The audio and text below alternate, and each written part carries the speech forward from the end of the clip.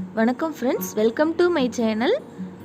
நான் இன்றைக்கி ரெடிமேடாக கிடைக்கிற முறுக்கு மாவு எப்படி செய்கிறதுன்னு காட்ட போகிறேன். அப்படியே முறுக்கும் செஞ்சு காட்ட போகிறேன், பார்க்கலாம்.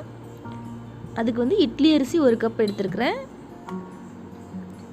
ஒரே கப்பில் மெஷர் பண்ணிக்கலாம். 1 கப் சாப்பாட்டு அரிசி, அதாவது புழுங்கல் அரிசி எடுத்துருக்கிறேன். 2 கப் அளவுக்கு பச்சரிசி எடுத்துருக்கேன். மொத்தம் 4 கப் அரிசி எடுத்துருக்கிறேன். இதுக்கு வந்து முழுசாக பச்சரிசியை கூட யூஸ் பண்ணலாம்.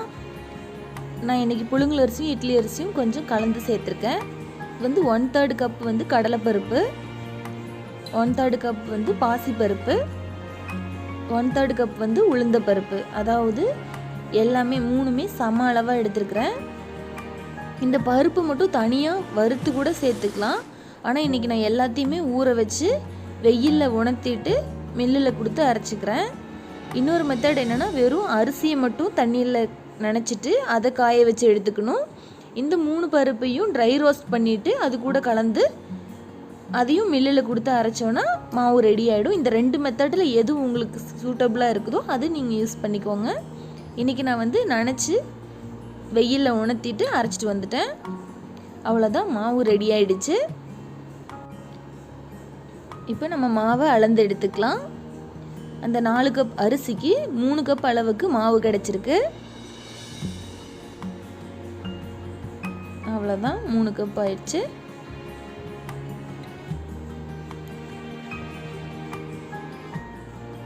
தேவையான அளவு சால்ட் சேர்த்துக்கலாம்.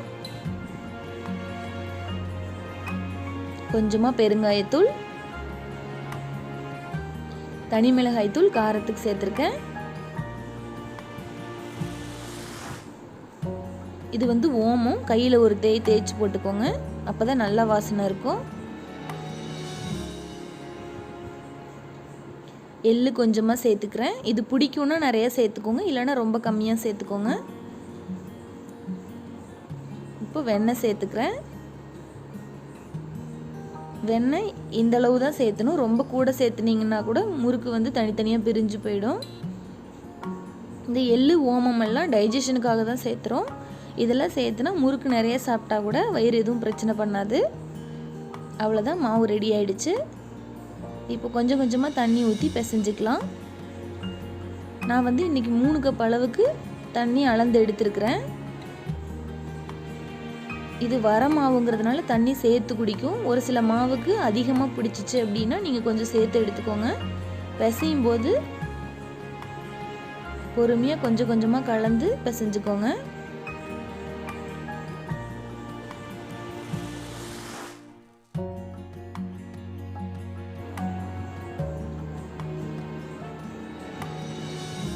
நல்லா இப்படி பிசைஞ்சிட்டே இருக்கணும். ரெடி ஆயிடுச்சு. பிசையும் போதே நல்ல வாசனை வரும். இது ஒரு 10 நிமிஷம் இருக்கட்டும். அதுக்குள்ளே நம்ம எண்ணெயை காய வச்சுக்கலாம். இன்றைக்கி நான் வந்து சுத்தமான கடலை எண்ணெய் தான் எடுத்துருக்கிறேன். முறுக்கு கடலை எண்ணெய் போட்டு சுட்டோம் அப்படின்னா நல்லா பொறு பொறுன்னு வரும். எண்ணெய் வந்து ரொம்ப சூடாகவும் இருக்கக்கூடாது, ரொம்ப சூடு கம்மியாகவும் இருக்கக்கூடாது. மிதமான சூட்டில் வச்சுக்கணும். வந்து முறுக்கு குழலில் எண்ணெய் தடவிக்கிறேன். இது வந்து அமுத்துற மெத்தட் தான். நான் ரொம்ப நாளாக யூஸ் பண்ணிகிட்ருக்கேன். இது ரொம்ப ஈஸியாகவே இருக்கும். த்ரெட் டைப்பும் நான் வச்சுருக்கேன், ஆனால் அது வந்து எனக்கு செட் ஆகலை. திரும்ப திரும்ப ஓப்பன் பண்ணி போடுறது ரொம்ப கஷ்டமாக இருக்கும். இந்த முறுக்கு குழல் தான் எனக்கு ரொம்ப வசதியாக இருக்குது. பாருங்கள், இந்த மாதிரி தட்டில் பின்புறமாக கொஞ்சமாக எண்ணெய் தடவிக்கோங்க. இல்லை வாழலையில் கூட வச்சு விடலாம். இது ரொம்ப ஈஸியாக இருக்கும். அப்படியே கூட உள்ளே புளிய முடியும் அப்படின்னா புளிஞ்சிக்கலாம். இந்த மாதிரி புளிஞ்சுக்கோங்க. எண்ணெய் காஞ்சிருச்சான்னு பார்க்கலாம். இப்படி விட்ட உடனே மேலே வந்துச்சுன்னா எண்ணெய் கரெக்டான பதத்தில் இருக்குதுன்னு அர்த்தம். பாருங்கள், இப்போ வந்து ஓரளவுக்கு எலும்புது. இப்போ தட்டில் இருக்கிறத உள்ளே போட்டுக்கிறேன். சுத்தமான கடலை எண்ணெய்ங்கிறதுனால பொங்கி வரும். அடுப்பை நல்லா சிம் பண்ணிக்கணும். ஒரு டைம் எடுத்துட்டோம் அப்படின்னா அடுத்த டைமுக்கு சரியாக போயிடும். இப்போ நான் 3 முறுக்கு விடுறேன். இதில்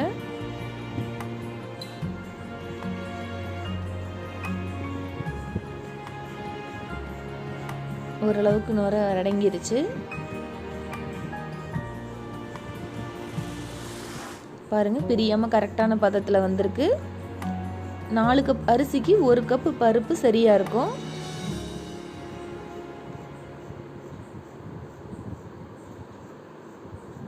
வெண்ணெய் கொஞ்சம் சேர்த்து போட்டோம் அப்படின்னா இந்த மாதிரி வேகும்போது தனித்தனியாக பிரிஞ்சு வந்துடும். அப்புறம் வந்து இந்த ஷேப் கிடைக்காது நமக்கு. இந்த மாதிரி கூர்மையான கம்பி மைஹோதி ஏதாவது வச்சு திருப்பிக்கிறது வசதியாக இருக்கும். ஜல்லிக்கரண்டி விட இது வந்து ரொம்பவே ஈஸியான மெத்தடு. இன்னும் எங்கள் அம்மா வீட்டில் ரொம்ப நீளமாக வச்சுருப்பாங்க, எங்கிட்ட இதுதான் இருக்குது. பாருங்கள் எவ்வளோ ஈஸியாக இருக்குன்ட்டு இதில் திருப்புறது. அவ்வளோதான், ஓரளவுக்கு வெந்துருச்சு. நுர ஃபுல்லாக அடங்கிருச்சுனாலே முறுக்கு நல்லா வெந்துருச்சுன்னு அர்த்தம்.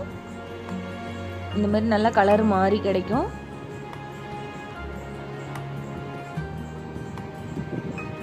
அடுப்பு மிதமான சூட்லேயே இருக்கணும். அவ்வளோதான், முறுக்கு ரெடி ஆயிடுச்சு. பாருங்கள், சூப்பரான கலரில் கிடச்சிருக்கு. இது எண்ணெய் கூட குடிக்காது. ரொம்ப டேஸ்டியான ஹெல்த்தியான முறுக்கு நம்ம வீட்டிலேயே ரெடி பண்ணிட்டோம். நான் உடைச்சு காட்டுறேன் பாருங்கள். நல்லா பொறு பொறுன்னு வந்திருக்கு. நீங்களும் செஞ்சு பாருங்கள், எப்படி வந்துச்சுன்னு எனக்கு கமெண்ட் பண்ணுங்கள். உங்களுக்கு இந்த வீடியோ பிடிச்சிருந்துச்சுன்னா என்னோடய சேனலுக்கு சப்ஸ்கிரைப் பண்ணுங்கள். தேங்க்யூ.